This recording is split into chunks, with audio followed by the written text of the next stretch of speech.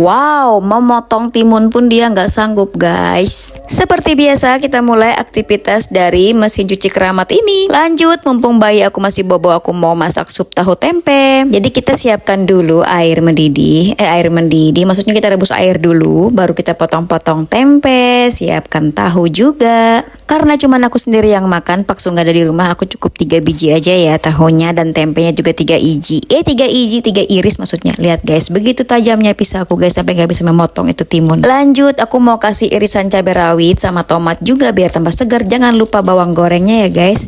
Terus kasih bumbu-bumbu juga sesuai selera. Jadi ini nggak ada minyak sama sekali dan seger banget. Mantul. Ini tambah enak kalau pakai telur sama kerupuk. Tapi aku nggak punya kerupuk dan telurnya belum matang.